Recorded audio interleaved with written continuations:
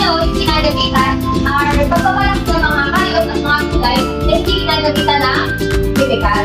So, dito naman, pagdating sa fertilizers, dito naman ginagamit yung mga natural compost. Alam niyo ba yung mga natural compost, mga bata? Okay. So, yun yung natural compost, ito yung mga nagpulot na mga laman, mga balat ng putas na ginagawang pagkabahan natin.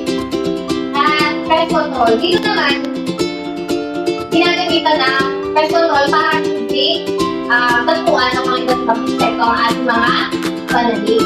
So, dito naman sa seeds, GMO, ito yung mga kinananim natin. Environmental impact. Pero patay kasi nito, biodiversity.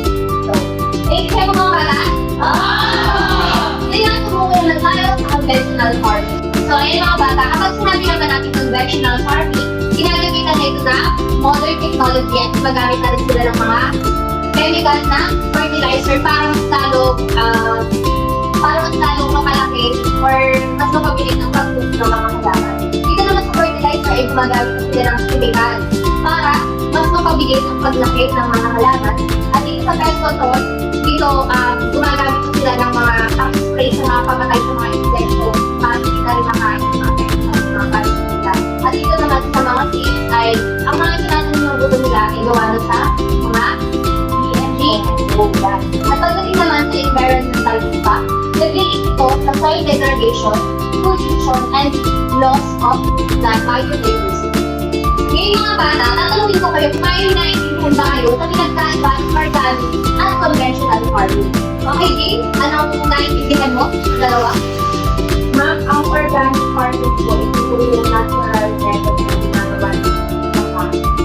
Hindi sila magamit ng chemical. Ang conventional po, ito yung pinag-iwanan ng chemical. Okay, very good. Ngayon naiintindihan mo na ang pinagkaiba ng organic at conventional farming, ay tumulong naman tayo sa 5 kagamitan na kinakailangan sa organic farming. Okay, ang una dito ay soil o lupa. So, ito na na yung example dito, ano? Pero sino sa inyo ang nakakita na ng soil? Taas ang kamay. Okay. So, kayo familiar naman natin sa soil. Kasi mag-dala picture na example. Ano alam niyo? Okay. Ang kasunod ay mini planter. So, ayan natin tayo din sa picture ng mga examples. So, ito, na mini planters, ito yun.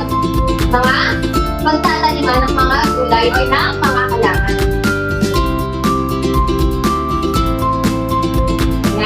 Ito ay gawa sa recyclable materials sa plastic buffer. Yan, believing pa yan. Meron ako dito, apat. Sa iba't ibang color with flowers. Yan. Ang sunod naman ay sprinkler. Pero dito ginawa ng picture, ito rin ay recyclable material. So, ayan. Ito ay gawa sa plastic buffer din. So, dito lalagay nilang ng tubig, and then pagkalagay ng tubig, may mga tutulo dito kasi may mga butas sa plastic. So, kasunod, ito yung mga itinatanim natin para tayo ay makapag-produce ng mga halaman. So, ito yun meron tayo example dito na okra, pechay, at mustasa. Ito yung mga bata na hawin yung dito. Kasunod ay the last one, soil food. Example picture ng soil and soil food. Yan. Meron tayo ditong dalawang soil food. Ito yung pang ganun sa lupa, pang scoop. And then ito naman ay pang ganun sa lupa, pang kalaygay ito mga bata. Okay, talaga ito pang kalaygay. So, pag nakalagay na lupa, pwede na siya i-scoop at lagay dito. Okay? Sino sa inyo may mga bakuran sa dito ng inyong mga bahay? Okay. Ay, wala kayong bakura? Wala ako. Okay. Dahil wala kayong bakura, ituturo ko sa inyo ang tamang pagtatanim. Kahit may mga taniman kayo sa likod ng inyong mga bahay or kahit wala naman may mga taniman sa taniman kung bakay. Ay, natin tayo dito mga pwedeng magamit ng mga recyclable materials na pwede natin pagtatanim ng ating mga halaman. So, meron tayo dito mga kinakailangan na bilang. Number 1 is plastic container. So, ganito po, gagawa po kayo ng pwede pagtaniman na ng mga gulay. And then, kasunod ay soil. Kailangan ng lupa. Ilalagay sa container. Kasunod ay mga butong tatanim. At kasunod recyclable foods. Kagaya nito, magkaano rin kayo na pagdamo, pag-alusaan sa lupa, and then pakilig. Kasunod ay tubig para mabuhay ang ating mga halaman. Okay, ready na ang pagtatanim ay dito kayo sa dalawang grupo. So, ang unang grupo ay magagawa kayo ng mga recyclable materials kagaya nito kung saan magtatanim kayo ng mga pananim na gulay or ito. So, sa pangalawang grupo naman ay magagawa kayo ng mga tools kagaya nito ay pinakita ko sa inyo sa pagtatanim. So, yun yung gagamitin nyo sa pagtatanim sa aming school garden. Ano po? Maliwanag po ba? Okay. So, maliwanag tayo sa lahat.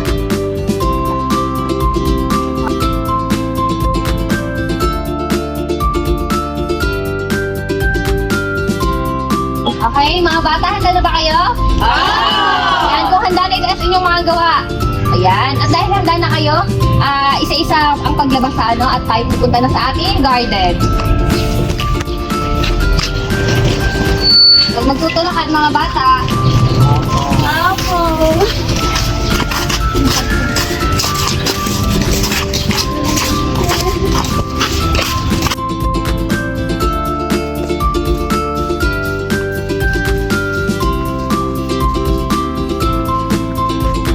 Okay mga bata, ngayon na may sarili-sarili na kayo. Ayun po, alam niyo na ba kung ano ang inyong mga gagawin?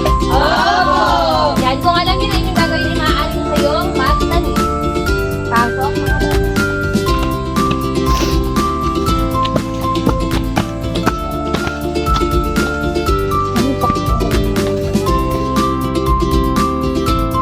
So, ang number one procedure dito ay clearing the land.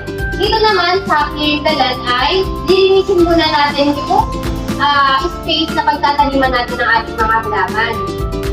Kasunod ay flowing or clearing. Dito naman ay pipiliin natin kung saan maganda magtanim. Selecting seed. So, pipili tayo ng mga buto kagaya nito na gusto nyo itanim. Kailangan natin itanim yung ating mga buto na may linya para hindi tayo hirapan. Hanapin yun, ano. And then, kasunod ay watering. Dito naman, gagamitin natin ito. Gagamitin natin pang dilig. Step 1, add soil. So, ngayon, kukuha daw po kayo ng lupa. Ilalagay dito sa container. At mag-iiwan daw kayo ng 1 to 2 cm na space para hindi ganun kaapaw dito sa container na pagtataniman natin. Step 2 naman, so meron na daw po tayo itong lupa. Gagawin natin ay ilulubog natin yung daliri natin at doon natin ilalagay yung buto. Pagkatapos nun, ay tatakluban natin siya. So, hindi kailangan na lubog ka. That's it. So, ngayon, gagamit tayo dito na pandilig. Okay, pandilig. So, kapag nailagay na natin ang buto dito sa taniman, ay magdidilig tayo na tamang-tama lang. Hindi kailangan na lunurin natin yung mga pananim kasi hindi mabubuhay kapag lubog na lubog. So, kailangan, pag magdidilig tayo, ay tama lang dun sa kailangan lang maka-absorb ng buto ng tubig para bububog or mabuhay. Okay, ngayon mga bata, kamusta naman ang inyong experience habang nagtatanim tayo sa ating garden? Nakakapagod naman tayo mamili. Ay, kawawa. Alam si April.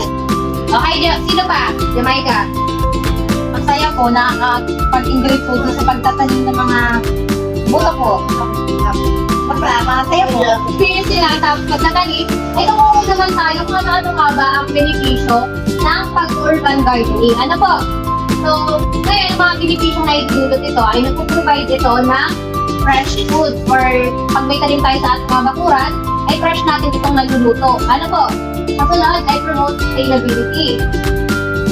So, dito naman ay nakakatipid po tayo. Ano? Kasi kapag meron tayong tanim sa ating likod ng bahay, ay maliles na natin ang paggastos. Ano po? Kasunod ay improves air quality and reduces heat. So, pag may mga tanim tayo sa likod na natin, mas nakakapag-produce ko na magandang hangin, mas fresh na hangin. Okay naman ay build stronger communities. So dyan, mas napapatibay pa ng pamilya yung kanilang cooperation at nagiging intact yung kanilang samahan habang nagtatanim. Ano po? Or nagagardi din sa kanilang mga bahay.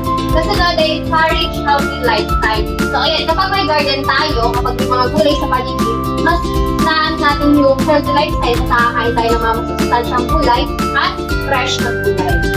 Okay po?